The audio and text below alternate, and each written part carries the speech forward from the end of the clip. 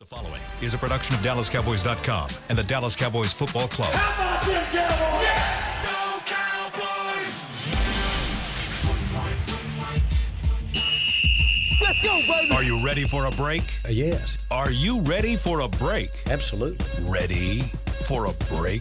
Yeah, and so much for that. It's time for The Break on DallasCowboys.com. We were on the break! With Ambar Garcia, Brian Broaddus, Vach Lombardi, and Derek Eagleton.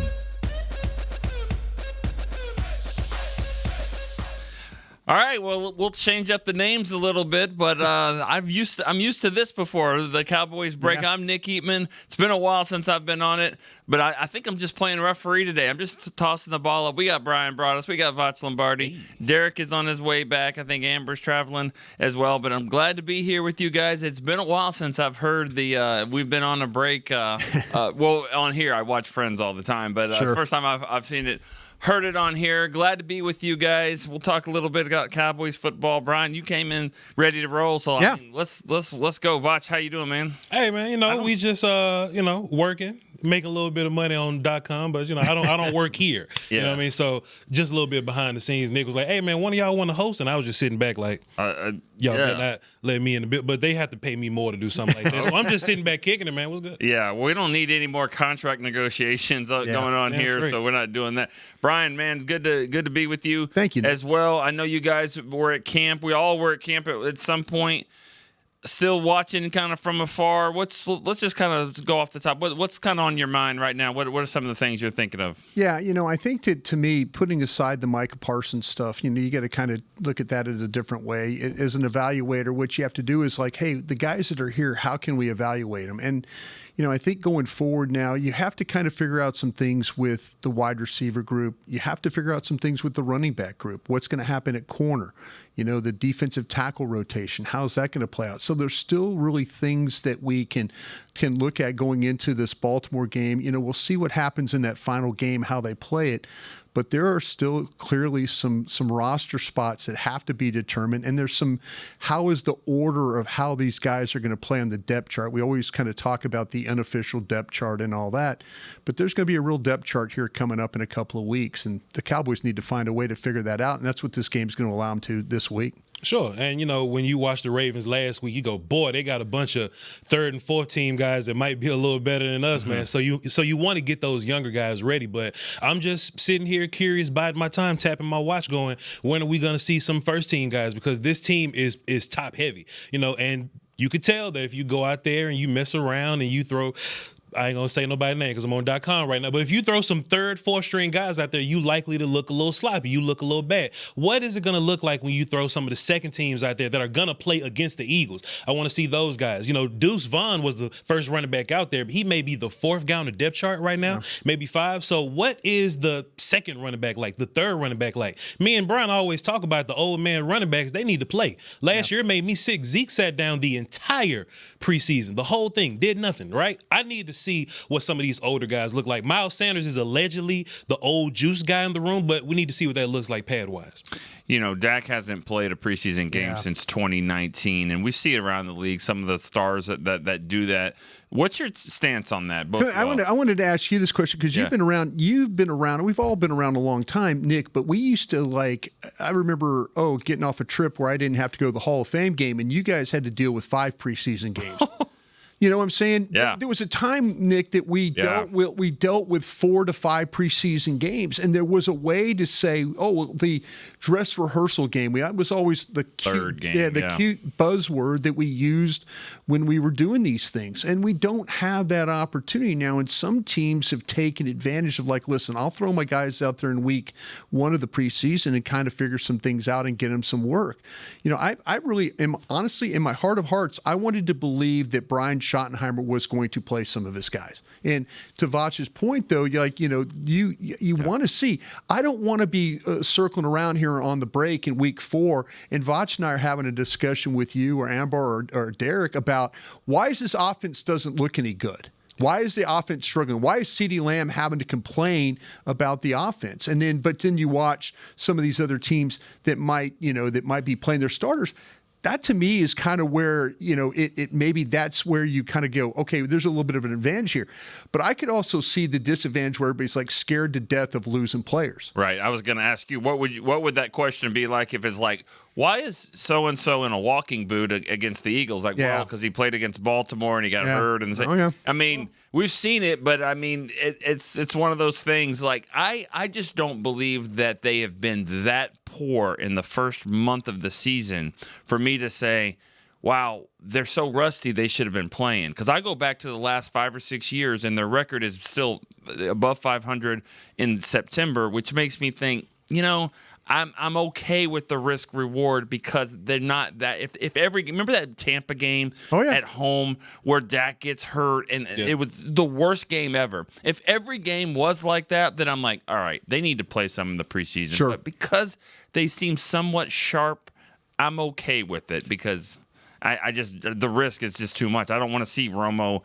Like with that injury in Seattle. Yeah. I think about that. I think, well, that's what could happen. There's a lot on the line this season, and I think you look for any small advantage you can, and there's a difference between craps and shooting dice in the bathroom, right? Like we can go, all right, Pat Mahomes went out there and did some stuff and that'll give him an advantage and he'll jump out early in the season. But man, Jordan Love, tore a little tendon in his thumb, or, Richardson missed a read and got hurt or whatever, right? So it's just like, how do you balance that? And yeah, there are risks and you don't want Dak to be hurt. But if we were and I say we because I'm a Cowboy fan, I'm not like reporting that. Well, so if the Cowboys are like this team that is building and they're trying to figure stuff out, then maybe, you can mess around and maybe see here or there. But I think the Cowboys are in a situation where they're trying to go past what they've always gone. They're trying to go into conference championship game, Super Bowl. And I think with this schedule, this difficult schedule, with a Eagles division game, conference game, like this stuff is happening to you early. The Bears after that, the Giants, like these are important games early. So you don't want that to get hurt, but boy, you don't want to lose a division game that you supposed to win, right? I mean, last year, the Saints conference game, we'll go out there and deal with the Saints, and the Saints make you look crazy in week 2. I just think that you should look for any advantage you can, and that may be Dak not playing, or they could be Dak playing. That was nice for you to say crazy because I thought it was terrible. I wanted to cuss, but I can't cuss on. I mean, that Saints game. I always mention. I haven't done a show with you guys in a while. I always mention when everyone says injuries last year. Well, injuries. The Saints game, they were all healthy, and they were all terrible, and the Saints were bad. Yeah. That's the one I always think of. Don't sit here and blame injuries because you have no explanation for the Saints. Yeah, no, I think to me, though, that it's one of those things where you go into this with the mindset of like, it is the one thing, and this is where I could respect him maybe not saying, okay, we're all worried about injuries. He might not want to show Philadelphia anything. Right. He just might not want to show anything. Does he want to play vanilla with Dak Prescott? I don't know if he necessarily wants to do that. But that could be the one thing. If he were to say, listen, I don't want to play my starters because I do not want to show Vic Fangio anything to work on. So, Brian, that's fair. But my only retort is we're all at camp. Oh, I'm agreeing with you, but I'm just trying to play the other side of the fence. No, I get the Turpin part. I don't want to see that. Look, Booker. We were all at camp. Booker. And sometimes, we noticed there was a lot of emphasis and attention on breaking the huddle. Right. Why? Because they're doing things now differently than the Mike McCarthy administration, right? We got a lot of shifts, a lot of motions, a lot of dudes lining up. Austin Richards is lining up at tight end and left tackle sometimes. So, sometimes you got to be on the line of scrimmage, but in the preseason game, twice in a row behind the line of scrimmage, right? Yeah, you got those issues that you might want to work out in a game-type setting. You don't want to roll this out there the first game versus Super Bowl champions, do you? No. In a division game, in a conference game. That's what I'm saying. Like, if you were playing the silly nannies week 1, maybe you can mess around. Browns or something. Maybe you can mess around. The Super Bowl champions, week 1, at their house in Philly, in damn Philly, Dak don't need to play a whole half or nothing like that, and I wouldn't let him run around, do no boots and rolls to get him hit or nothing like that. But I think they at least need to work on the infrastructure of the offense, at least. I love it. What are I'm gonna go. You really don't love it, but no, I love that. No, what I'm saying, I love how deep you're diving into that. That's you're kind of a personnel guy in heart because I always tell you this, and in all the years we worked together, I would say, "Hey Nick, if I get that guy hurt, I can't replace him." Right. That was always my argument that, like, as a personnel guy, you want to put that guy, you want to put Deion Sanders as a punt returner, and you want to do all these things, punt returner, put Des Bryant back there, fine, do all those things. But just know that if you get him hurt that way, I can't replace him. And I think that's what we're kind of going through right now. With as much bad luck as this team seems to have had, they haven't lost anybody, right. But they've had some kind of bad luck along the way, and maybe that's where people are a little bit, a little worried that, like, okay, we throw somebody out there, we're going to press that. Vach, what's your favorite position right now? Your best position on this team? Oh, why did you go here? Uh-oh. Like, you mean would I like to evaluate, or you just mean No.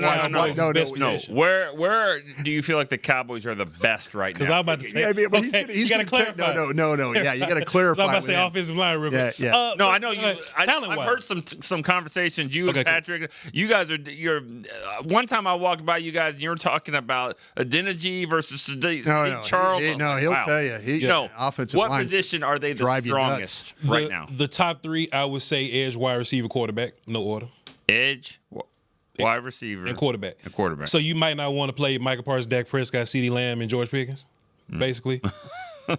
Basically, to your point, Tyler Booker needs to play regardless. But to Brian's "don't get me hurt" point, I mean, maybe you hold. I Dak hate out the my entire point, time. by the way. I hate my I point. understand. Maybe you hold Dak out the look. If I need some to knock on it, 88, 3, 4. Catastrophic, we all sick. I don't even want to say it. We all sick if anything. Tom Moore, we don't work on EFT. You know what I'm saying? But you can roll out some of the Terrence Steele needs reps. Tyler Booker needs reps. All the running backs can go. All the old guys can do this right now. Terrence Steele and Tyler Booker together. Yeah. I mean, Sure. next to each other. Can I give you a position real quick? Sanborn need reps. Go ahead. Can I give you a position I feel good about? Yeah, I was going to ask you next. Offensive line. Sure. Just in general. you watched the All-22. The offensive line didn't play bad, and it got down to Cornelius and guys like that. Yeah. I think Vach will tell you that the offensive line they gave Joe Milton time. They created some running lanes. I mean, and this is usually you get Nick, and again, you've been at this a long time. You get in those preseason games, and you're like going, "Oh my gosh, this is falling apart. We can't move the damn ball Because of the line. the offensive line." I think if you ask me a little bit of a strength, and that's without guys. Those are backup dudes out there playing like Hoffman and Bass and some guys, Awesome Richards. I think you got a little taste of what Thomas can do out there. And by the way, can I ask a real quick offensive line question? Hell yeah. Let me start with you, Nick Eatman. Okay, you've got Guyton, who's could be coming back week 1. Right. Could be coming back, but no preseason reps, no training camp reps. Yeah. You going with him or you going with Nate Thomas? Better dudes, Brian. We talk about this all the time. Continuity. I didn't is ask cool. you, sir. It's all right. Okay, my bad. You're right. I do this all the time. Nick, You and I are about to Nick, do this after Nick, this please, show. Nick, please go ahead and tell him. I actually Tell him I better needed dudes, a Nick. second to wipe the sweat that was coming down my brow just thinking of that scenario. Neither one sounds really good. I am going with Nate Thomas, and I don't think my tight ends are going to catch a pass because they're going to be blocking for me. Oh, we're as going to well. play max protection? Yeah, I think so. I trust Guyton, man. What do you really? I trust Guyton. See, I knew he trusted Guyton. So look, this I is my knew thing. this. That's why I cut him off. If Guyton had to deal with Myles Garrett week 1, I'd be sick. I'm more worried about the interior guys like week 1. Like Didn't he deal with Myles Garrett week 1 last he year? did, but it wasn't the best, and we had to do a lot of things different on offense. Yeah. But Nolan Smith isn't the scariest guy on that D line. Yeah. He's cool. He made some plays in the postseason, or whatever. But I can deal with that matchup: Tyler Guyton versus Nolan Smith. Yeah. But the Jalen Carter versus Booker, Yeah. that's the one that I need to see it first. I know what Jalen Carter looks like versus Big Tyler. I can live with Big Tyler versus Jalen Carter. It's that right guard, the young guy. Let me change my answer then. Por favor. Wednesday. What is a Wednesday for this Thursday game? A Sunday, I believe. Yeah, I think don't. Sunday. Garrett used to drive me nuts. The Wednesday practice, and I think it's going to be on the Sunday right before the game. If I can get Guyton there, if I can get 2 or 3 full practices back, then probably Guyton. But if he's just coming back and his first football is Thursday night against the Eagles, I'd go with the next best guy, which I believe is Nate. I think Nick Eatman, this is something I've told Brian Broadus many times. This is me and your first show, but common opponents matter to me when I'm breaking down guys, evaluating and things like that. Yeah. So when we're at camp, I can say names now because it's just competition. When we're at camp, if you see Marshawn Nealon, Peyton Turner, Donovan, Sam versus Nate Nate's fighting for his life to keep up with those guys. Nate'll lose to some of those guys, but he's fighting for his life. He's hanging in there, da-da-da. Tyler Guyton, I don't think lost a rep to Peyton Turner. Pass rush rep to Marshawn Nealon, not at all. Boy, this is a big change in your life. Sam Williams, huge. Sam Williams, he didn't lose reps to none of those guys. Donovan Ezeraku got him a couple times, but even after that, that last practice is on my Twitter. Y'all can go find it, by the way, Voch Lombardi. That last practice when Tyler Guyton got hurt, he didn't lose a rep to Donovan Ezeraku that whole day. I believe common opponents matter. So the guy that does better against this group of dudes, I'm gonna go with that guy, which is Tyler Guyton for me. So you're saying that Nate Thomas versus Micah Parsons is probably not going to go well? It's gonna go. Look, both are gonna look terrible versus Micah. It is what it is, but who gives you the better shot? And that's one of the more upsetting things about this contract situation is that we can't see that. But Guyton gives you. Fair. And not only does Guyton have experience with Micah, but Guyton has a lot more tools than Nate to deal with a guy like Micah. I ain't saying it's always going to go great, but at least you have the tools to kind of deal with that. 100% believe Guyton is the better option. He's got to get a few more reps of practice. I tell you what, Nick, I like what you're saying there because, like you're saying, I'm not throwing him out there cold. If it's all of a sudden it's a questionable, and we start to get the practice reports and it's limited and all that stuff like that, man. That to me is, and if he dresses and all, I think I'm playing Nate Thomas. One last point before we go to break. Tyler Guyton's played games in the NFL. Nate Thomas is not. Does that matter? Yeah. Oh, no, it matters. He wasn't great, but he got there. You make a matters. You make a very good argument there. I just worry about, like I say, the thing. You're right about the way that Guyton has played. Sure. In training camp. I mean that might be the saddest thing that's happened. He's the one guy that all of a sudden it's like, wow, he came back a different looking player. So. But, yeah, I just worry about that a little bit. All right. Well, you alluded to it. Let's just go to the break here. Let's go to our first break here on Cowboys Break. Be right back after this. AT&T has a new guarantee because most things in life are not guaranteed, like getting through self-checkout by yourself. Warning, each item must be placed in the bagging area. Not guaranteed. Place item in the bagging area. Place item in the bagging area. You know what AT&T guarantees? Connectivity you depend on, deals you want, and service you deserve. Or we make it right. Terms and conditions apply. Visit att.com/guarantee for details. AT&T. Connecting changes everything. Hey y'all, Matt Pittman here. As the official pitmaster of the Dallas Cowboys, you know I take cookware seriously, especially when it comes to America's team. So when the Cowboys are away, I'm putting my Yeti cast iron skillets to work to make my game day favorites for friends and family. I'm talking chicken fried steak, skillet queso, and peach cobbler. And just like the Cowboys are forever, so are these heirloom cast iron skillets. Check out the full line of skillets on Yeti.com or at a Yeti store near you. Every day begins with a promise to work hard and to build a future. That's why we're here, providing the tools, expertise, and John Deere equipment you have relied on for generations to help you get the job done right. We're with you. That's our promise to you, because no matter the project or the challenge you're facing, we're with you. We're united. If you shout, "How about them Cowboys?" you have that undeniable passion that's the heart of Cowboys Nation. And if you like to drink Dr. Pepper, you love the unique blend of its 23 flavors. Together, your one-of-a-kind fandom paired with the one-of-a-kind taste of a delicious ice-cold Dr. Pepper is the game day lineup that can't be beat. Better yet, gather your Cowboys and Dr. Pepper fan friends to watch the next game and crack open a delicious ice-cold Dr. Pepper for everyone. The wins will be even tastier. It's a pepper thing. Don't put off getting your oil change, Dallas. Take 5 Oil Change, a proud partner of the Cowboys, is faster than you think. They're so fast, you don't even have to get out of your car. You can take advantage of Take 5's stay-in-your-car 10-minute oil change at any of their locations across the Dallas area. And remember, at Take 5, you stay in your car because they're faster than you think. That means you won't even have time to show off your best touchdown celebration. Take 5, the official oil change of the Dallas Cowboys. Back to the break. Choose perfection. Choose LG OLED Evo. Check out the best TV in the game at LG.com. All right, back here on Cowboys Break, filling in for Derek and Amber today, and I got Voch and Brian. We're kind of all over the map here, but just fine. That's kind of what this team has been. Welcome to the doing all right. Right. Nick Eatman. Yes, sir. Is Trayshawn Holden really going to take everybody's job like social media is saying.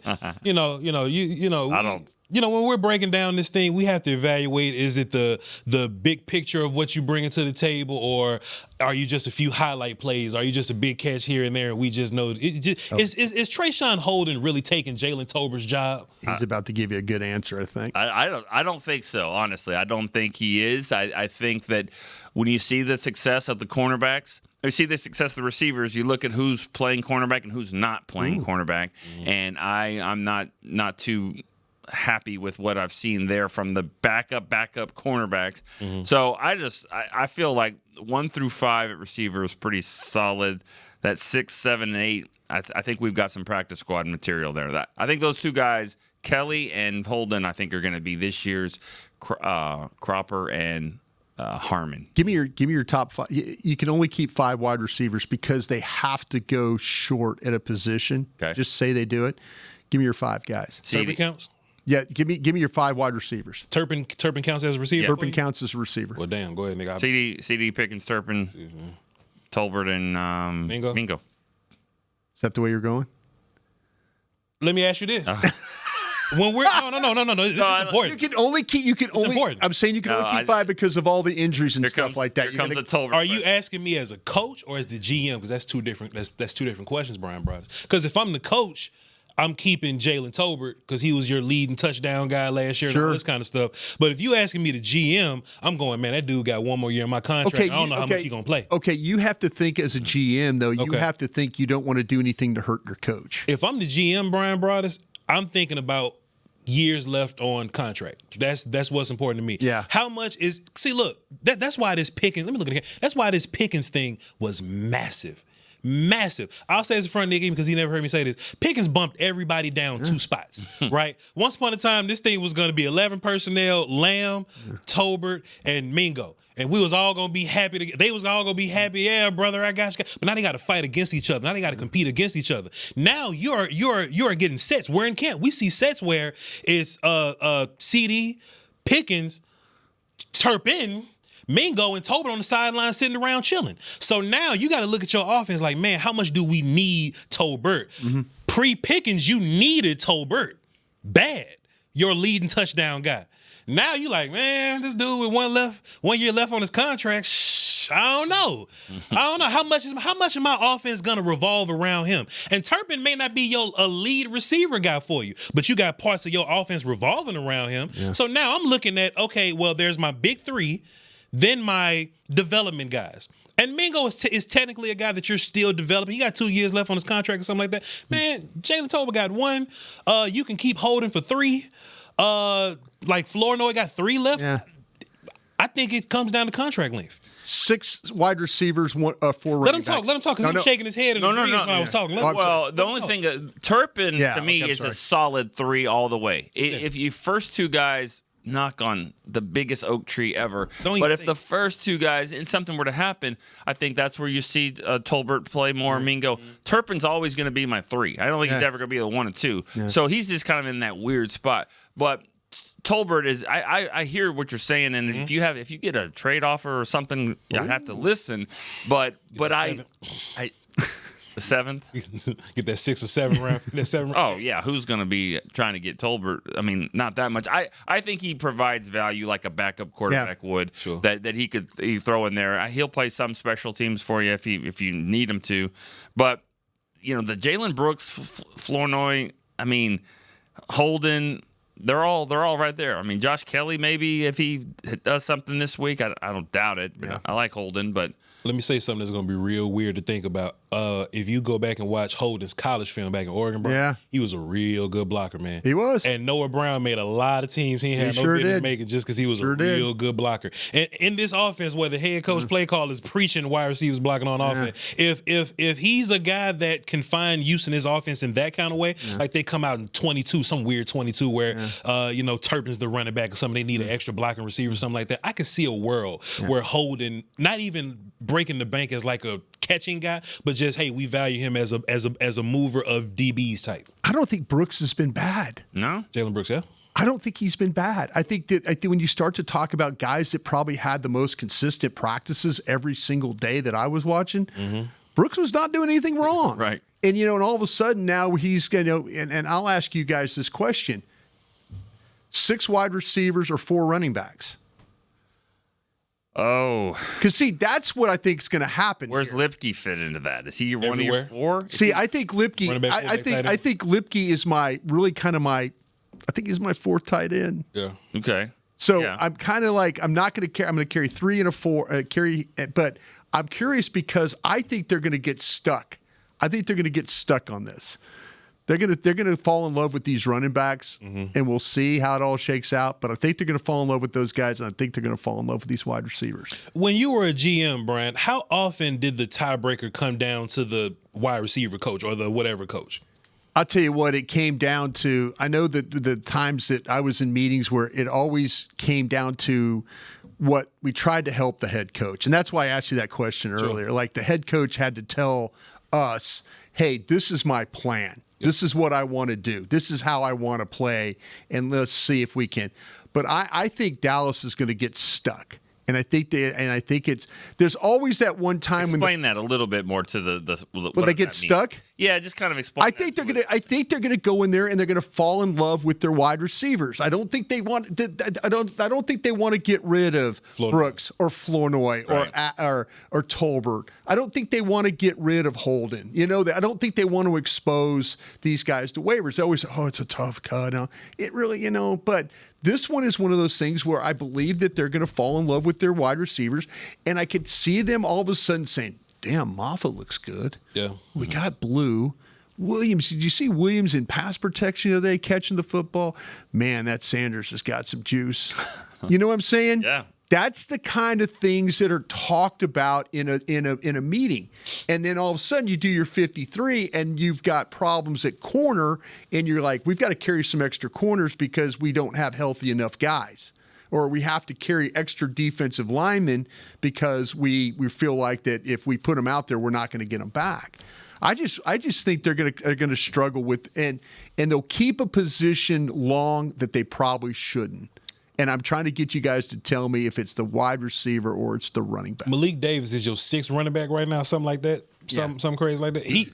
You can only have so many 70-yard preseason games before you just not the 6th running back no more. You know what I mean? So how many more good games do you need to see from a guy before they take a spot from a veteran that's not playing? Well, I think Malik Davis has a role. I don't know if it'll be the Cowboys or it'll be another team, but he will definitely be on a practice squad. Sure. And he'll be that elevation guy. He can play special teams. Yeah. He can come in, and he proved in this game that he can stay ready when he's not even on a team. He can stay ready and go in there and perform. He will be on someone's practice squad and probably elevated for the first game. Man, you guys didn't answer my question. No, I didn't, but I think running back. You think they're going to go long at running back? Yeah, because that's where they drafted 2 players. Yeah. And I think that Blue's fine, and I think they're going to keep Moffa.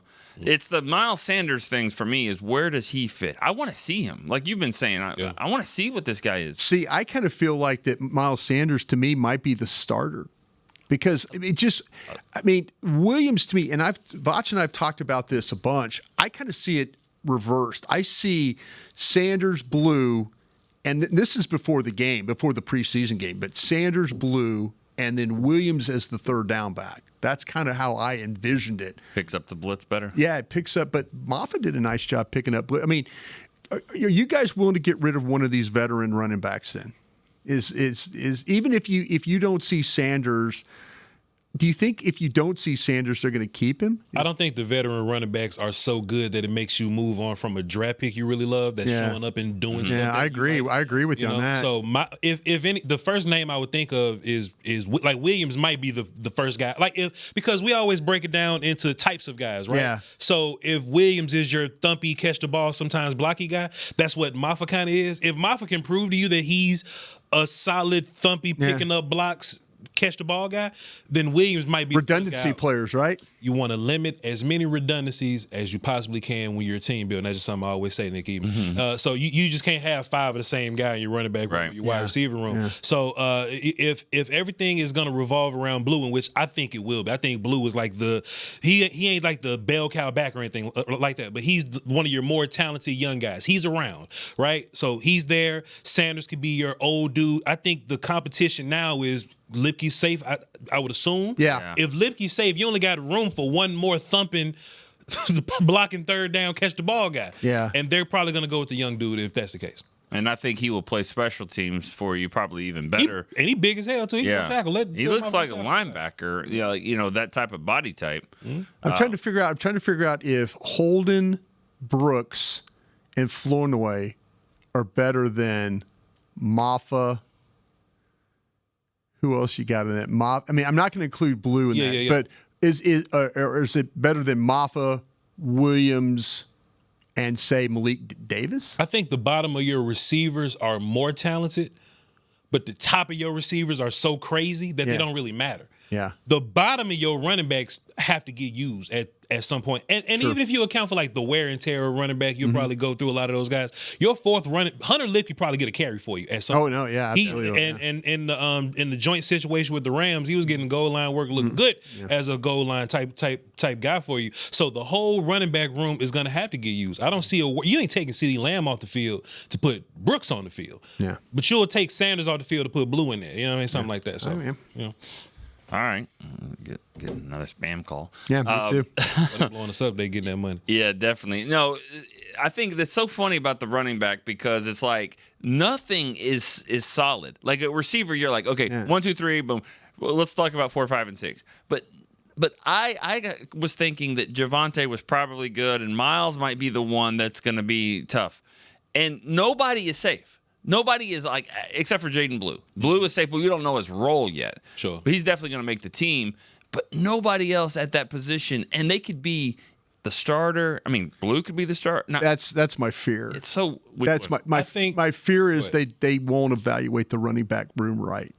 That's my fear. And you got to play somebody in this game. That's my fear. That all of a sudden they don't know, and then they keep guys that they probably shouldn't keep, and it affects the rest of the roster. Yeah. I think they brought in those older running backs prior to the draft because I think they made the mistake last year of waiting and like, well, damn, I guess we'll sign Zeke now. Yeah. I think that's why the old man running backs are here. Yeah. So I'm not operating as if the old man running backs are untouchable. I'm not operating. Okay, I see you know what I'm saying? doing. Like I'm not here like, oh boy, we signed Javonte Williams in the, you know what I'm saying? I'm not moving like Pickens is a guy that's untouchable like that. Yeah. These old man running backs are not. They gotta do something in the game versus the Ravens coming. They have to. Was Javonte like 26? I love Javonte. Well, he's 26, but he's running back old because of his run style and his knees hurt. So he's technically running back. I get it. I mean, Marion Barber, rest his soul, but I mean, he was in that boat like in his second or third year too. I remember that. But it's funny how 25. He's a young man, but he's been in the league. This is his 5th season. Look, Brian, they're running back 21, way younger than 25. I mean, a lot of years in between. I mean, it's funny how it all depends on what you can do. Like dog years. He can't rent a car until just now, but now he's old. He's old. That's all right. That's the game. I'm just looking in the chat because I love to engage the chat. Everybody's in here kind of vouching for Maffa in there, and shouts out my guy landlord in there. It seems like the fan base is Maffa and Davis all day, every day, but they're still the 5th and 6th guy. So definitely. All right, got a lot to figure out. Let's take a break here. Let's talk defense when we come back here on Cowboys Break. If you can't be at the stadium, there's no better way to watch your Cowboys than on an LG OLED Evo TV. That's because everything you see is more lifelike. Every play, every hit. I mean, you might as well be on the sidelines. That's how clear it is. It's all thanks to LG's legendary technology. Perfect black, over 8.3 million self-lit pixels. No one comes close. LG OLED Evo is the best TV in the game for a reason. See for yourself at lg.com/OLED Evo. It's the official men's skincare brand of the Dallas Cowboys, Jack Black. And right now, Cowboys fans can get 15% off their $75 order. Plus, because every deal needs a playmaker, your order will include a free 5-piece skincare set and free shipping. The Jack Black Playmaker is 4 of Jack's favorites and a full-sized intense therapy lip balm. Make a play for the playmaker at getjackblack.com/Cowboys with the code CowboysVIP. That's getjackblack.com/Cowboys with the code CowboysVIP. As America's leading business lender, Bank of America is on your corner and in your corner.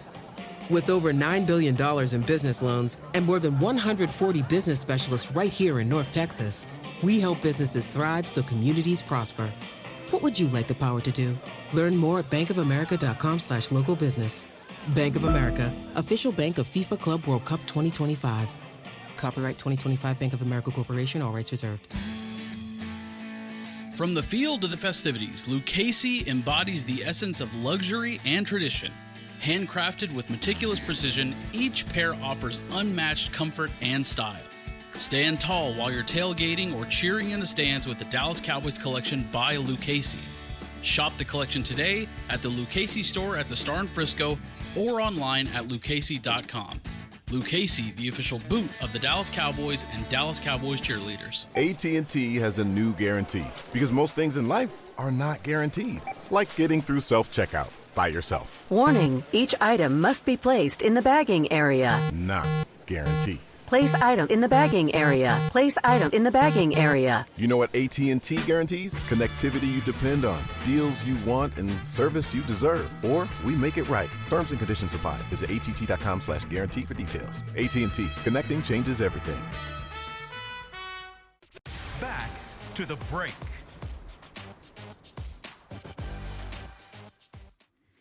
AT&T, connecting changes everything. All right, that's it. That's the read. That's it. All right, that's the read. All right, let's go. We've been talking. We've offense. had some that go AT&T. We're badass. All right, we got ones like that. Oh man, on I got reads that are just like paragraphs, and it's like, all right, we're good. Let's talk defense here. We've talked a lot about the offense. What's the position that you think is? We talked about receiver, like 1 through 8. What's the deepest position on the defense that you think looks pretty good? You would say corner, but everybody knees hurt, so that doesn't really count. Not for the Philly game. I mean, you're right. Sure.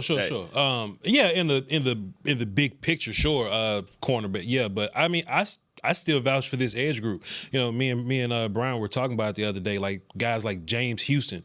Like I didn't even know who the hell James Houston was, but turned out he had 8 sacks in the league. He's played, he's done things, and now he's here. And I thought he was a miscellaneous young guy and shows out and actually gets pressure in practice and shows up in the game. And if the Rams didn't get rid of the ball so damn fast, James Houston may have been gotten his name called or something like that. So him on top of Sam Williams, Peyton Turner, Donovan Ezra-Who Micah still has to come back. There's a lot of edges in this room, and I think the Cowboys have to kind of figure it out. I think ultimately you just have to, when you're roster building these guys, you have to look for the most balance. You look at the pass rush guys, but like which one of y'all can do better versus the run? And you look versus those rundown guys. Well, hey, which one of y'all can rush the passer a little better?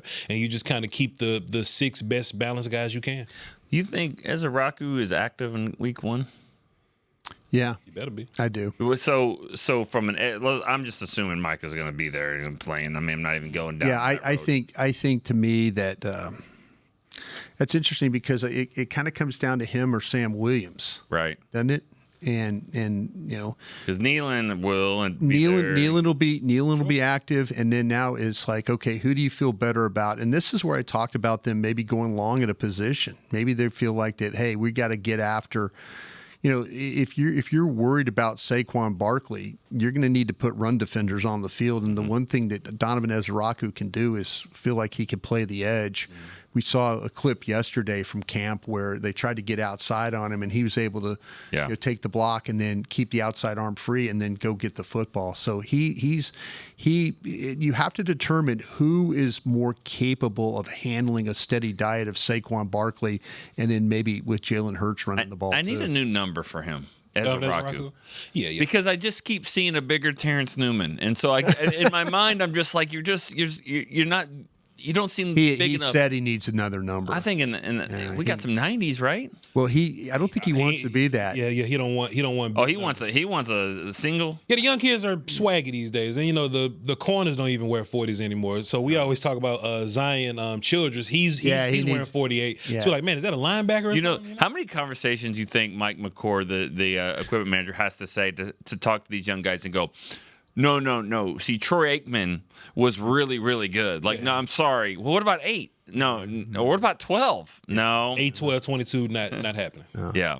So I'm glad that they do that. Yeah. I know some people aren't too happy about 33, Javonte Williams and 33 at running back. But They'll be all right. People got to play. But as far as the pass rushes go, as far as Donovan, I think the coaches are excited at the idea that Donovan gets to be the third pass rush guy. Like if he's in the game now and he's the primary pass rush, you can throw things at him, tight ends and running backs get rid of the ball quick. You can kind of deal with him in that way. But if you're a coordinator, you got to deal with Michael first and then Dante Fowler, and then the Cowboys are just sneaking Donovan Ezaraku in there. I think that's going to matter even more. And Brian, to your point, yeah, you do have to worry about dealing with Saquon, but the Eagles have proven to you that they'll pivot, get away from Saquon. No question. I was just thinking thinking of like you're worried about this guy being fresh. Yeah, for sure. They just go ahead and try and wear you down that way. Also too, Brian, if I have faith in the world that this offense is going to go out there and do what it should be doing, it's going to make other teams not run the ball as much. That's what we hope. The other team will go. Look, man, the Bills, Josh Allen threw the ball 12 times against us and blew us out, of course. But how I think it will go.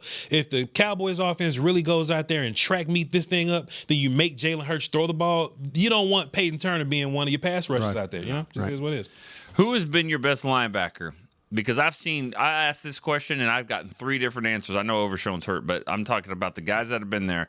I have 3 different answers. I don't think there's any other position that you can get that much variety in your answers. Who has been your best linebacker at training camp so far? Overshown's been hurt. Murray's just had a baby in them, so he hasn't really been there. It's either Maris, but in real life, and this is where it sucks, Brian. Yeah. Damone Clark's been good at practice. This is the problem. He's one of the answers that I keep hearing. This is he's right. Go ahead. Damone Clark's been really good at practice, but when you get to the game, all that we saw at practice went away. Went away. No disrespect to nobody over there. At least with Leofau, what we see from him is he's at practice. He's a little better when game day gets here, right? So I would imagine that we, if we're in college, we're grading the game a lot higher than what we're grading practice here. It'll have to be Leofau. I mean, Sanborn is fine, but I just like Maris and what he does a little bit more. Eberflus is going to have to make that call. He's probably going to lean Sanborn a little more than Maris. But if I had to make a pick, it's been Leofau. I agree. I mean, the thing that's been disappointing was I was thinking that Clark had got over the hump of, and he kind of reverted back to not being aware, not having spatial awareness, not being, this kind of, he looked very ordinary and very much like the guy we've seen before. And when they've asked him to play, hey, play with instincts, read, react, go cover. Carry guys, don't let guys get behind you. That kind of, he looked very much like the guy that we'd seen the last couple of years. And that was really disappointing because when I watched in the All-22, as we all have, it's just, you're like, man, this guy at practice was playing downhill. He was playing in coverage. He was blitzing. There were things about him that were like, okay, this is good, man. Matt Eberflus has got to him. Here we go. They got him. They got him on the track. Well, it hasn't been. Maris Leofau has been by the best. The interesting one is James from Shamar James from Florida. Okay, this is where Vach and I, if you watch the draft show, will tell you, like, listen, the guy didn't play with a lot of instincts at Florida. He's a downhill player. You blitz him, things like that. He made a nice play the other day in coverage. He got in the throwing lane, was able to knock the ball down. I don't think I want him playing in a lot of coverage. I want him being, they use Maris Leofau as an attack linebacker. Yeah. Use this guy the same way. I think he's got a feel. I think that's how you kind of play to his strengths a little bit. But he flashed more in that game than I think Damone Clark did. I was thinking that Barron was going to do a little bit more. When I saw him in OTAs, he just looks the part. He looks smooth. He looked better in some of the drills than Shamar James. But he hasn't had a lot of opportunities. To me, he hasn't flashed like I thought he might in the practices. Y'all agree on Barron? Yeah, I think to me it's funny. I noticed Darius Harris more in the game than I had in practice. Even though Darius Harris, you see sometimes where he looks like he can really run. He's a physical player. He's a good special teams player, but he showed up in the game more than, like you say. I saw Barron get nicked up in a practice. And it kind of he just hasn't looked like he's recovered from that. Let me ask y'all a weird question about James, just something to make y'all think a little bit. I'm gonna ask something. I'm gonna add something to it. I'm gonna ask y'all again. Is he on your day one 46 man roster for the game for Week 1 versus the Eagles? Shamar James. Yeah. I got to figure out because I got to figure out exactly. You're going to need special teams players because what's going to happen is there's going to be guys that we're going to have active that are running backs that aren't going to play. So you have to make up for that. And what other tight ends? I mean, Hunter Lipke is going to give you work. Who else is going to play on that? Let me add one thing to the party that makes him special for week 1. Who's a better Jalen Hurts spy guy on your roster right now than him? Well, as far as running people down, because it would be. It used to be overshown. Yeah, it'd be overshown. And so, Brian, we talk about draft, right? We talk about draft. Shamar James' style is similar to Overshown, right? Sure. As a downhill kind of chase you around. No, you're right about that. You don't want Sanborn chasing around Jalen Hurts. No. So just in a way, if we can be coaches for a second, coordinators for a second, right? Do you say, well, I got this special job for you. Israel, I want you to go cover the slot in the Tampa Bay game. There's one job I got for you. Is James that kind of guy to chase around Hurts and that's his third down job? Go out there, blitz, and chase him around. Do you have a roster spot for him? Do you have a game day roster I listened spot to you tell me about instincts, and you're absolutely right about that. Do you worry about him maybe? I mean, quarterback spy is the easiest job you got. No, but I'm worried about like all of a sudden the play fakes and stuff like that, you know, the ball handling, and all of a sudden it's coming out the back door. And so, I mean, you got to play the guy, but he has got the tools to handle the job you're absolutely talking about. Mm-hmm. I think he's the best guy for the job on this roster in terms of athleticism, flying around and just chasing a dude down. Yeah. I like Marquise Bell in that role too. But and he did some linebacker stuff in the game too. But I hear what you're saying, and it's so important that you would say just one job is just to stop Jalen Hurts. Well, in this game, it's a big job. Would be worth it. It would be worth it. Looks like we're running out of time. So Baltimore game. What's the one thing? I'll just say, give me one thing you didn't see in the last game you want to see in this game. Jadon Blue, and I'll move on. Go ahead. Yeah, good start from Joe Milton throwing the football. He's got to reward the receivers for getting open. If they can get open, make sure they get the ball so we can evaluate them. I mean, can I just go easy and just say Tyler Booker? I mean, I want to see him. That's a great. Yeah. All right, guys. Well, anything else y'all want to throw out there? I mean, it's been good. It's been fun. Thanks for letting me join it. Cowboys break's been a while, so it's good to be back. I got the storyline coming up in a couple hours, so this kind of gave me a little preview of what we can talk about. You know, the fans are feisty too, and so I'm sure that you're seeing it there on the chat as well. Yeah. All right. Well, check the schedule. I know this is a little different. Guys are breaking camp tomorrow. They'll be coming back in. Check the schedule on the website on exactly what we're doing at the end of this week and next week, though. But for Voch Lombardi, Brian Broaddus, Paul, thanks for pushing the buttons in the back. I'm Nick Eatman. We'll see you next time on Cowboys Break. This has been a production of DallasCowboys.com and the Dallas Cowboys Football Club. How about this, Cowboys? Yeah!